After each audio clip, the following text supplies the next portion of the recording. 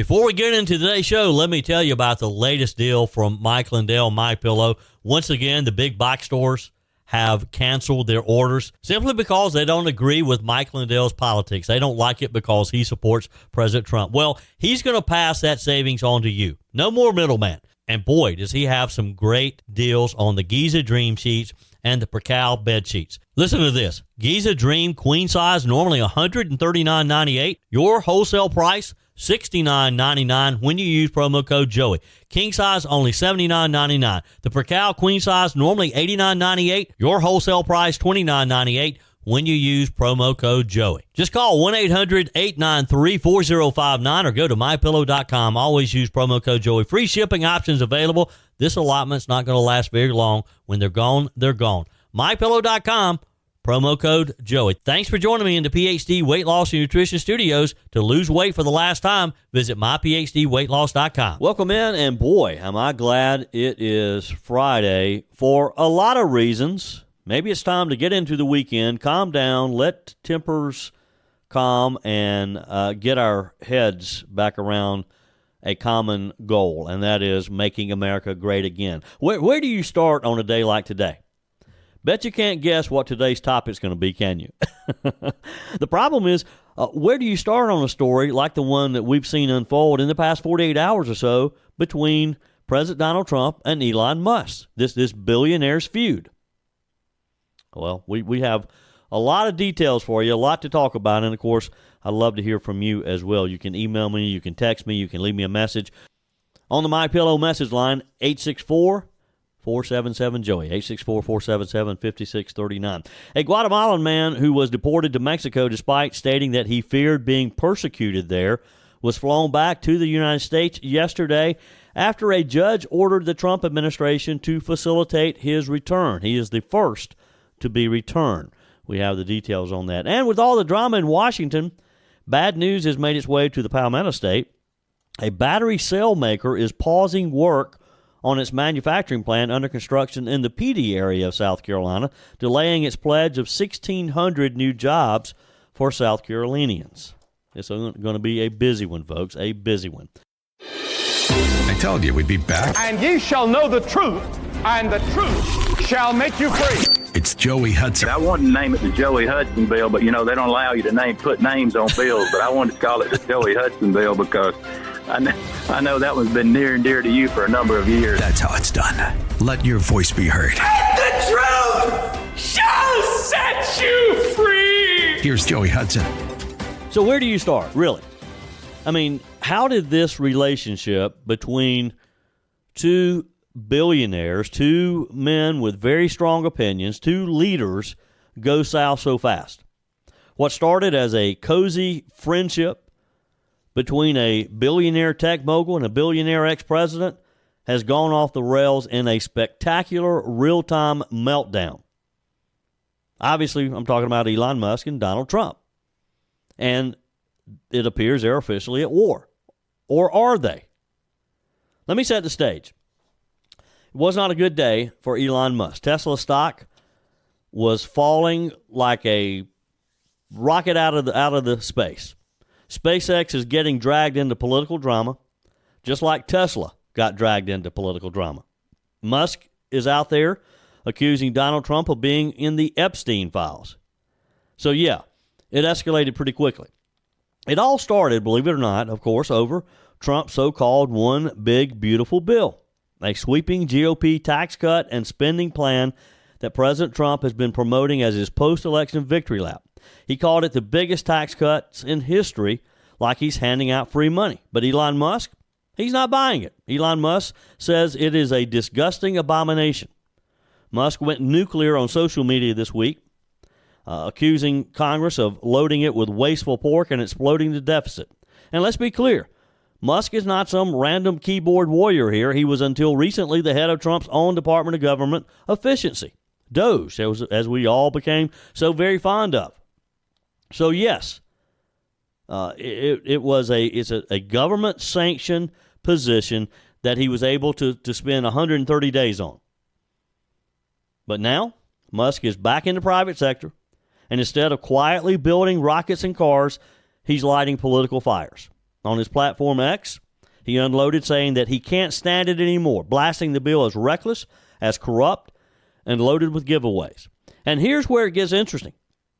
Tesla's investors appear to be freaking out. The minute Musk ramped up his criticism of President Trump and the GOP bill, Tesla stock plunged 14% in a single day. The worst drop the company's seen since 2021. Not to mention how much it had dropped just in the few months that Elon Musk had been involved with DOGE. The man has lost billions on paper. At after-hours trading, and I mean, we're talking about a 17% collapse in 2 days. That's billions in shareholder value just gone. Wall Street's watching this feud like it's a cage fight, like it's a wrestling match. Except this has some serious consequences for a lot of people. Those Tesla stockholders, they don't appreciate a public feud like this affecting their 401ks. And look, this isn't just about money. This is about what happens when you have two very opinionated people, two men who are very powerful personalities, and they're going head to head. And they take their followers with them. Just last week, think about this. Just last week, President Trump was giving Elon Musk a ceremonial key to the White House as Musk was leaving his official duties with DOGE.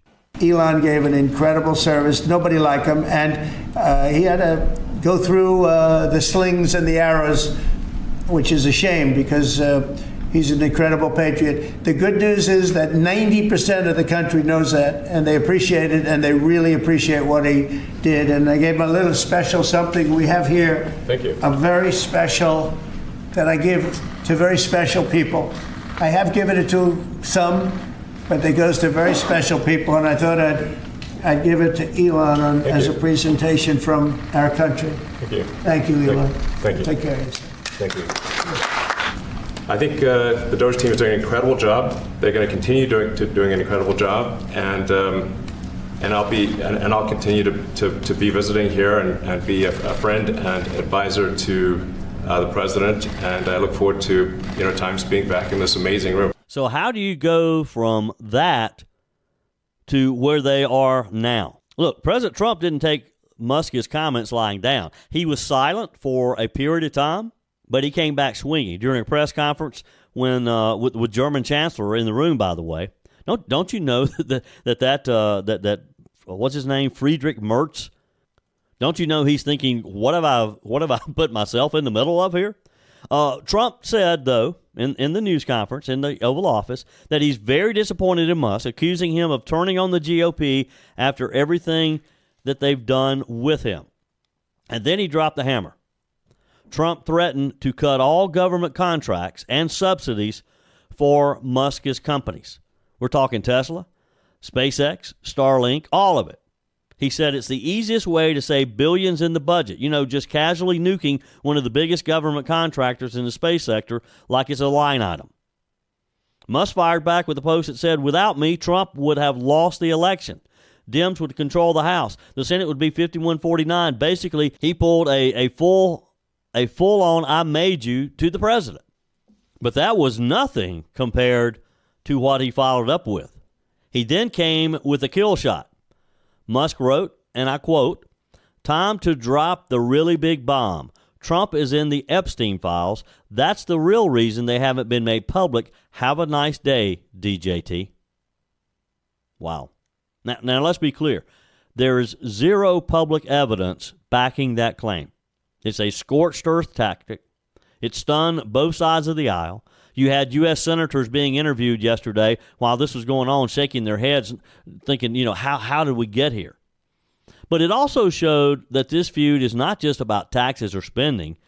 It's gotten very personal now, deeply personal. I mean, as you kind of saw this unfolding, did you, like me, think this is like a couple of teenage boys in high school who've gotten upset with one another, and they're just trading barbs? They're trying to see who can hurt the other the worst. Trump hit back on True Social, calling Musk ungrateful suggesting that if he wanted to save the country money, he'd cancel every contract Musk has. So what does Elon do? He announces that SpaceX is beginning to decommission its Dragon spacecraft, the same one used to ferry astronauts and cargo to the International Space Station. In other words, if you're cutting me off, I'm cutting you off from space. And look, this isn't just political theater anymore. This is real-world consequences. SpaceX is critical to both NASA and national security missions. Tesla's a major player in the U.S. EV market. The two men sparring like, again, WrestleMania, while billions of dollars in core infrastructure hang in the balance. That is a big problem, folks, and it affects a lot of people. Do you feel like you're in the twilight zone? Really? Do you feel like that things have just gone south so quickly? Text me, email me, joey@joeyhudson.com. You leave me a message on the MyPillow message line, 864-477-JOEY. Joey Hudson here. America is facing a health crisis, and the answer isn't more meds. I lost over 30 pounds on the PhD weight loss plan without Ozempic or any weight loss shots. Don't settle for a lifetime of medication. GLP-1 injections like Ozempic help some people lose weight, but they come with side effects, high cost, and most gain it back when they stop. At PhD Weight Loss, we reveal Big Pharma's big secret. Your body already makes GLP-1, the appetite-fighting hormone. Our program helps your body make it naturally so you'll drop the pounds faster. With the PhD method, no side effects, no long-term risk, no rebound weight gain, just natural, lasting results, all without hunger or cravings. Right now, get a free body scan and personalized metabolic assessment. Discover your body's true potential without a shot. It's free and gives you the keys to your personalized plan. Do like I did and don't trade your health for a quick fix. Call now at 864-644-1900. That's 864-644-1900 or visit myphdweightloss.com, myphdweightloss.com. Many of you are sounding off. You have your own ideas of what's taking place and how we should respond to this. On the text line, Faye writes, Joey, do you think Musk and Trump are acting? Are they for real? Life in Trump's world is certainly not dull, stressful, but not dull. And you know, Faye, I've had a lot of people. My buddy Mike Gallagher called me yesterday, said, do you think they're trolling one another? Do you think this is really a feud? I think it really is real. Now, I don't think it will end up as bad as it looks right now. But yeah, I don't think they're trolling one another. Ray says, here we are, Joey. There's so many wins for America first, and we must be thankful. However, this rift between Musk and President Trump is being driven by the mainstream media. We must be strong and not let the media tell us what is wrong. These two are so much alike and such patriots that we cannot allow the media to push a wedge between them. Please, both of you, stop and make peace. I agree with you, Ray. I agree with you. Tony says, Joey, I owe you an apology. After listening to Charlie Kirk break down the big bill, I was wrong. It is a good bill. Well, Tony, I think you're right. There are some pieces of this bill that I'm not crazy about. There is some spending cuts that I think can be worked out. But overall, I think it is a good bill. Scott from Toccoa says, Elon is not wrong. Why are they even there? The Republicans are out there, 1, spending millions on luxury hotels in Ukraine, 2, not voting on any DOGE cuts, 3, spending 60% of their time on vacation, 4, not codifying executive orders. I am starting to think we will not be able to vote our way out of this. Appreciate your comments there, Scott. Dan writes, I'm on the side of Elon Musk. Does not make sense of what the Republicans are doing if they're saying they're conservative. I understand about making the economy grow faster with tax cuts, but they should budget in the budget tax savings or savings to the federal government to pay down the debt. Specifically, I would think they need to pay down at least $1 trillion a year, so in 30 years, 40 years, we can pay this crap off. Albert says, Republicans should take one item from the Democrats' playbook, unity, in all capital letters. The Republicans in Georgia didn't have unity, and we ended up with 2 Democrat senators. These 2 Democrat votes are a big deal in the Senate. And Jennifer says, wow, I knew Elon would likely get wacky at some point, but I didn't expect this kind of drama queen meltdown. Trump has already won this battle. Look, like any disagreement, there are always 2 sides. The president says that Musk's opposition to the bill stems from its nixing of an electric vehicle tax credit that benefits companies like Tesla. But Trump said that provision has always been part of the measure, and Elon Musk knew it. In the Oval Office, Yesterday, Trump said, I'm very disappointed because Elon knew the inner workings of this bill better than almost anybody sitting here, better than you people. He knew everything about it. He had no problem with it. All of a sudden, he had a problem, and he only developed the problem when he found out that we're going to have to cut EV mandates because that's billions and billions of dollars, and it's really unfair. Musk immediately responded on X to those statements, urging a removal of the disgusting pork included in the measure. He also said that it was false that he was shown the measure even once. On his post on X, he said, whatever. Keep the EV solar incentive cuts in the bill, even though no oil and gas subsidies are touched. Very unfair. But ditch the mountain of disgusting pork in the bill, he said. In the entire history of civilization, there has never been legislation that's both big and beautiful. Everyone knows this. Either you get a big and ugly bill or a slim and beautiful bill. Slim and beautiful is the way to go, Musk said. Trump also said yesterday that Musk recommended that his ally Jared Isaacman serve as NASA administrator. Trump said he pulled Isaacman's nomination due to political differences. He said, I didn't think it was appropriate. He happened to be a Democrat, like totally Democrat. I mean, who knows? The truth is somewhere in the middle. Sean Hannity is predicting, and Sean Hannity knows both of these guys pretty well, and he predicts that they'll make up and be friends again. So let's be very blunt here. Big deal. It's an online public spat between two very powerful men over what is really a policy difference. It got personal, and still, despite all the bad blood, I'm going to make a bold prediction. I could be wrong. I think that Donald Trump and Elon Musk, they'll work it out eventually. They'll become friends again. And I hope he's right. There's just a whole lot of stuff said in the last couple of days that sometimes it's hard to back some of that stuff out. It's hard to walk it back. Late yesterday afternoon, President Trump on Truth Social said Elon was wearing thin. I asked him to leave. I took away his EV mandate that forced everyone to buy electric cars that nobody else wanted, that he knew for months I was going to do, and he just went crazy. He said the easiest way to save money in our budget, billions and billions of dollars, is to terminate Elon's governmental subsidies and contracts. When you start threatening things like that, I guess you kind of expect Musk to jump back, right? But luckily, and again, I hope Sean Hannity's right, and it may have already started. Late last night, Politico published this. This is a story from Politico at about midnight last night. Signs of a truce are emerging in the increasingly bitter clash between two of the world's most powerful men. President Donald Trump projected an air of nonchalance in an interview yesterday with Politico during a day of sparring over social media with Elon Musk. Separately, White House aides, after working to persuade the president to temper his public criticism of Musk to avoid escalation, scheduled a call Friday with the billionaire CEO of Tesla to broker a peace.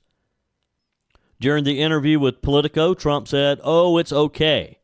This was a brief telephone call when he was asked about this very public breakup with his one-time mega backer.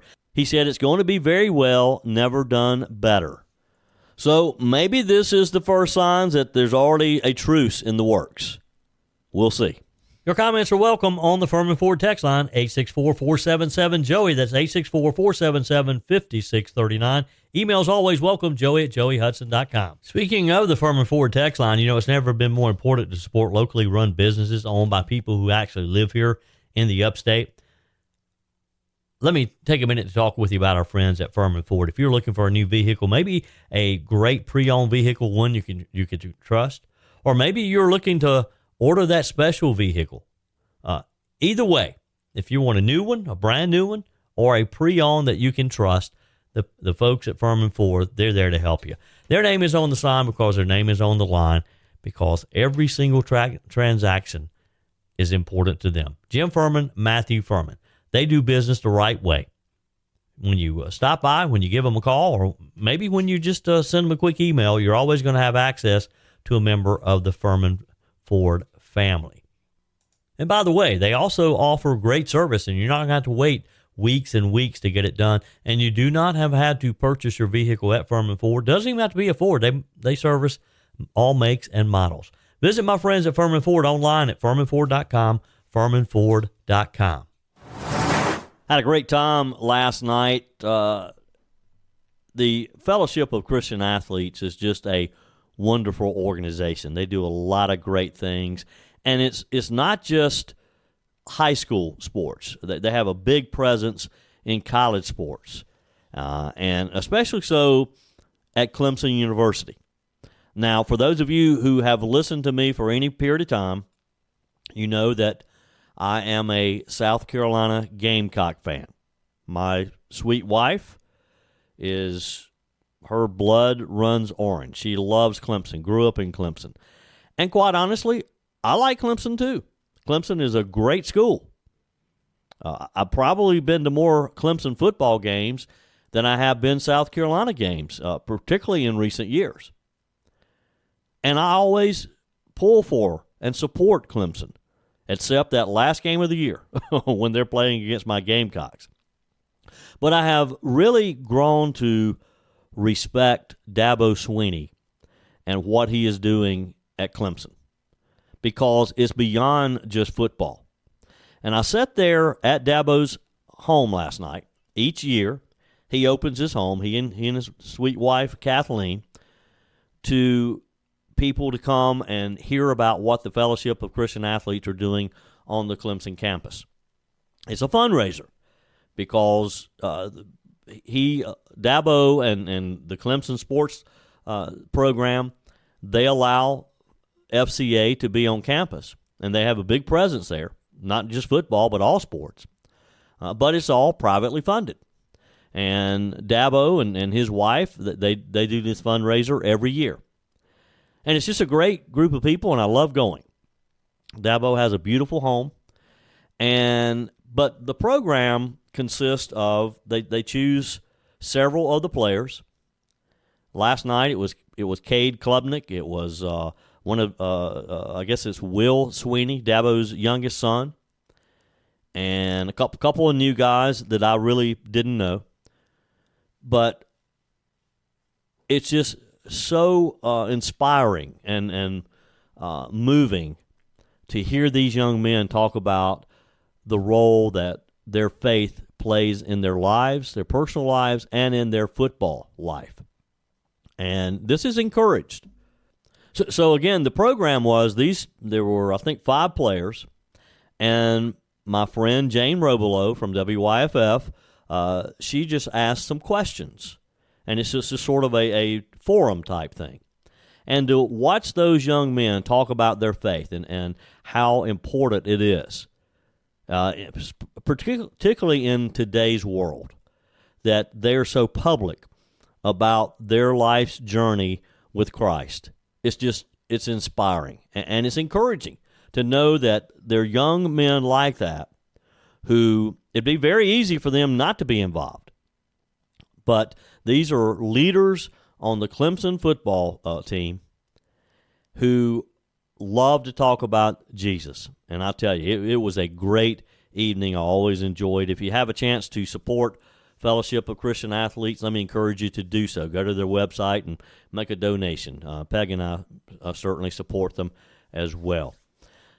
We're going to pause for a minute from our Donald Trump, Elon Musk saga to talk about there is other news out there. Let me ask you a simple question. Who runs the country? Is it you? Is it the man that you elected, President Donald Trump?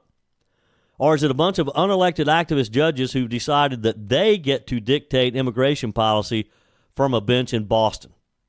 Because once again, we have a perfect case study in judicial overreach over the open border ideology that some of these judges share, and the left's obsession with dismantling anything and everything that puts America first.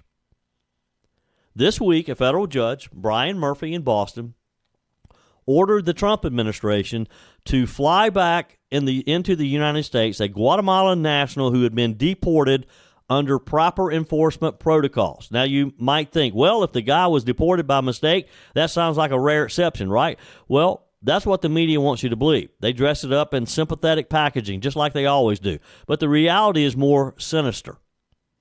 Let's be clear. This wasn't just any migrant. According to court papers, the man, referred to only as OCG, was deported to Mexico.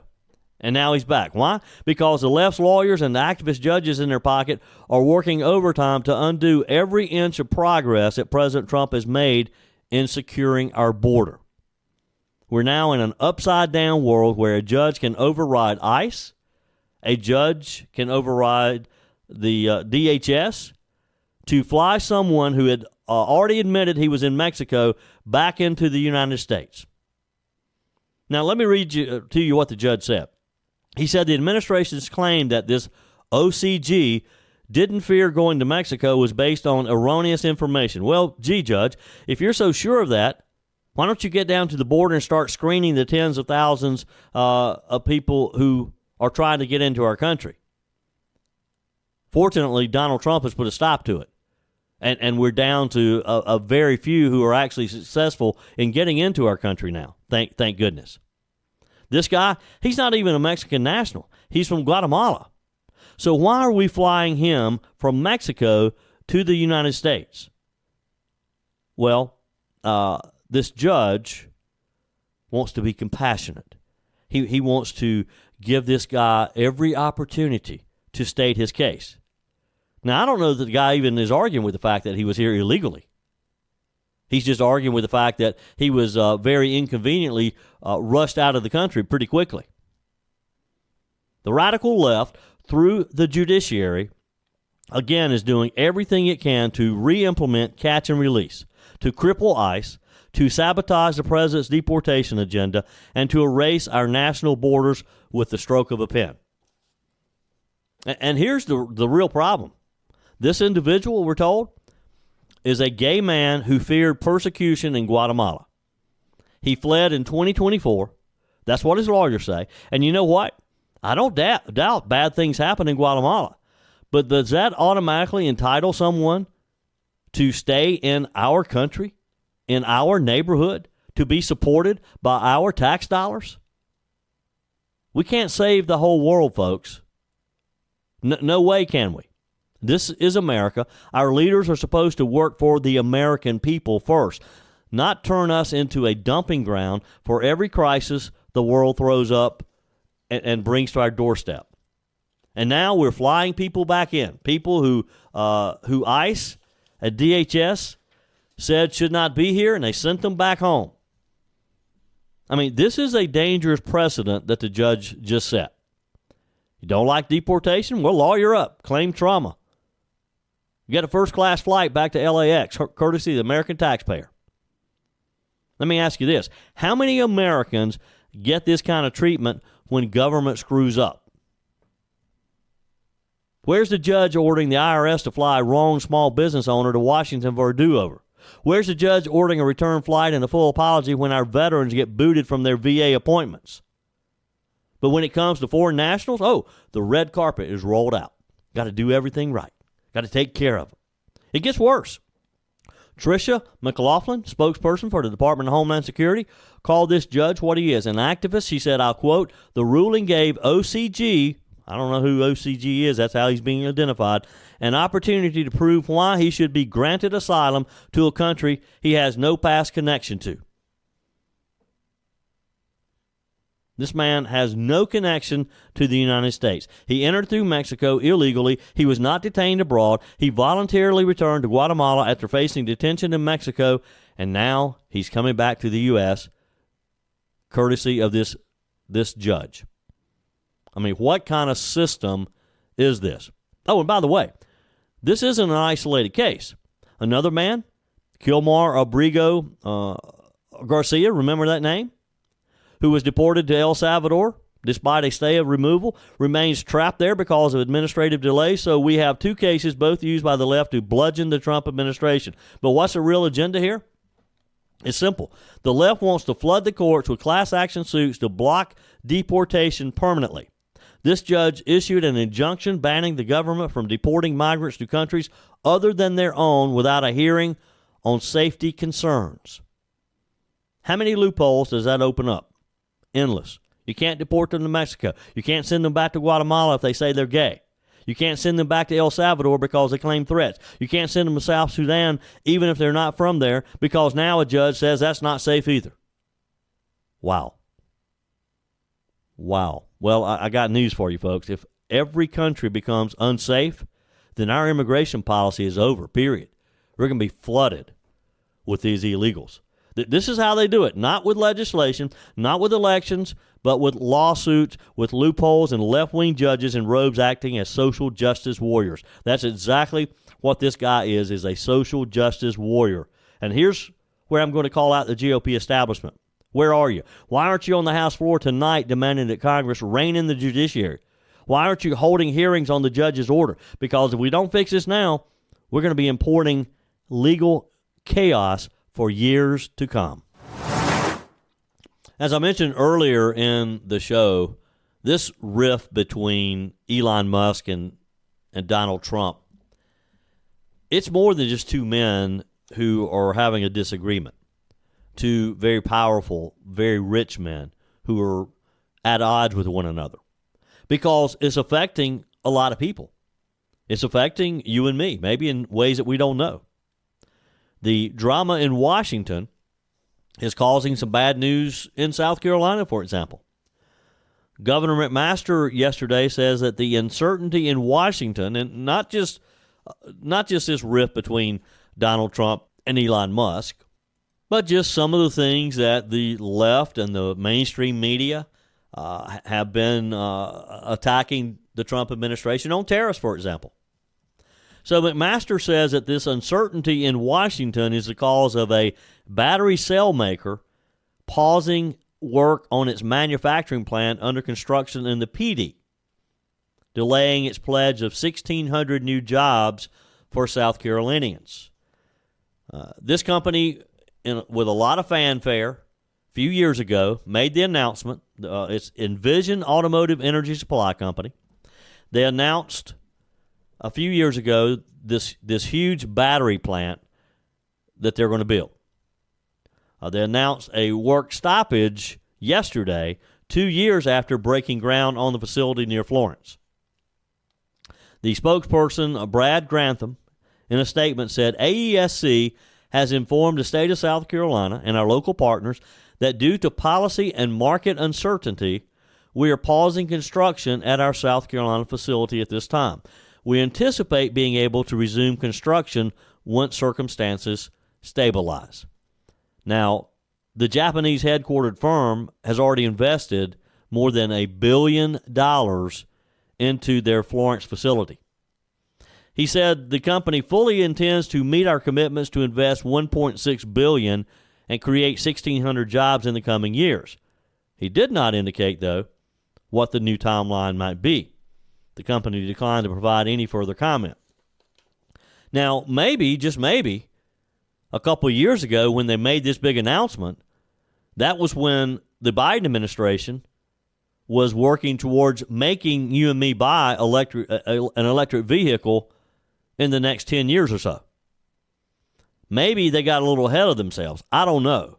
I hate that they've invested this much money into a plant, promised these jobs. And by the way, there's some state money involved in this too because of some of the tax incentives.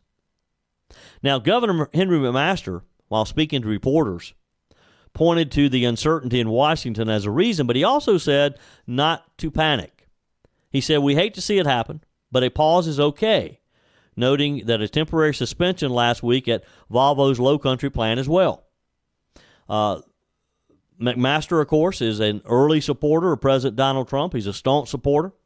He said there's no doubt that changes must be made to international trade policy while recognizing that the administration's roller coaster tariff announcements will have some effect. McMaster said the tariffs are going up and down, and some of those are being paused. He also addressed the uncertainty of what Republicans' massive bill on taxes and spending will do for the electric vehicle industry. And that's the big concern. as it was passed by the U.S. House. The bill would eliminate electric vehicle tax credits. That supposedly is what started the whole rift between Elon Musk and President Trump. I don't know. Musk claims that it had nothing to do with it. The president yesterday claims that that when Elon realized that they were going to keep that part of the big, beautiful bill intact, that it's going to it'll have a big effect on Tesla for sure. Thus, Elon Musk. But look, it was pie in the sky to begin with, because the American people don't want the government making it so difficult for Ford and Chevrolet to build a gas-powered, diesel-powered pickup truck, for example, as opposed to an electric one, being made to buy an electric one. We just don't want that. Regardless, Governor McMaster said he's confident that South Carolina's economy, despite all the ups and downs, is still going up, up, up, and that's a quote. He said that he's communicating with South Carolina's legislative congressional delegation. He's communicating with company officials and the White House, he said. He said, let things play out because all these changes are taking place, so I'd say relax if you can. We believe that. Give it some time. It'll all work out. And I think some of it will work out. I don't know that there's going to be as big of a demand, though, for these batteries as this company once thought there was going to be. I mean, there was already a crack in the armor of this whole electric vehicle thing even before Trump took office. Demand wasn't meeting the expectations. Now, electric vehicle sales have continued to rise, both nationally and globally. The lag has led multiple setbacks, though, for this fledgling industry, with canceled investments both nationally, here in the Palmetto State, as well as automakers easing away from goals of going all electric in favor of a mix of electric and plug-in hybrids, which is the common sense thing to do anyway. A repeal of consumer tax credits could further slow that progress, which it most likely will. AESC's pause comes just 4 months after the battery cell manufacturer pulled back on earlier plans to expand the plant beyond its original scope. I mean, they saw this coming, not just the tax credits, but they saw the industry not growing as quickly as they had expected it. Now, we're also told that it will not affect the deal that AESC had with BMW here in the upstate. They had contracted with AESC to produce batteries for the German automakers' manufacturing facilities here in Spartanburg. BMW has already invested $700 million in its own battery plant in Woodruff, planning to place the sales that it receives from AESC into batteries that it assembles there. BMW spokesperson Steve Wilson said those battery assembly plans are still on schedule to begin in 2026. Now, yesterday's announcement by Governor McMaster was not the first signs that there was a little shakiness in this whole deal. Between the initial announcement in 2022 and March of 2024, AESC rolled out 3 separate rounds of investment and promises of jobs in Florence. In addition to supplying BMW's Spartanburg County assembly plant, the company made plans for a second building that was supposed to produce battery cells for a BMW plant in Mexico. But in February, AESC told the state that the first factory would be enough to meet the demand for both BMW facilities. So it pulled out of a plan for the second $1.5 billion building, along with the 1,080 jobs that came with it. In turn, South Carolina withdrew its $111 million in state funding for that particular phase. So, there's been signs that there was going to be problems for a while now. The remaining $121 million in bonds and $135 million in grants that Commerce offered as an additional incentive to lure AESC to South Carolina are so far unaffected by the shutdown. Commerce spokeswoman Alex Clark said South Carolina is fully and unequivocally committed to supporting existing companies, including AESC. Again, I hate it for the company. I hate it for those people in the Florence area, in the PD area, who are expecting those 1,600 jobs. And I think Governor McMaster's probably right. Eventually, there'll be some jobs there. I can't imagine that this company is going to walk away from $1 billion that they've already invested. But there's certainly signs here that they're reevaluating where they're headed with this, right? I know very little about the automobile industry other than I know what I like and what I like to buy. But I've said all along there's no way that we're going to go to all electric vehicles as quickly as Joe Biden had wanted us to. Not going to happen. It was just a progressive pipe dream. That's it for today's edition of Just the Truth. Thanks for joining me in the PhD Weight Loss Studios. To lose weight for the last time, visit myphdweightloss.com. If you haven't joined my mailing list yet, visit my website, joeyhudson.com. Click on the Connect with Joey button so that you can receive our emails and the most up-to-date news. Also, join me on my YouTube channel. Be sure and like, comment, and subscribe. Just search for Joey Hudson. As always, thanks for spending a few minutes of your day with me. Do me a favor and forward this episode to a few friends. Just click on the share button and send to your contacts. We need to build an army of conservatives to win our country back, and we can do that by continuing to share the truth with our friends and family. Keep those comments coming via the Furman Ford text line 864-477-JOEY. Email to joey@joeyhudson.com, and I love your messages on the MyPillow message line. Again, that's 864-477-JOEY, 864-477-5639. Be sure and take advantage of the MyPillow special, just $14.88 on the standard MyPillows when you use promo code Joey. Order online at mypillow.com or call 800-893-4053. We're back again tomorrow and hope you'll plan to join us. Until then, remember, God's got this. He's still in control.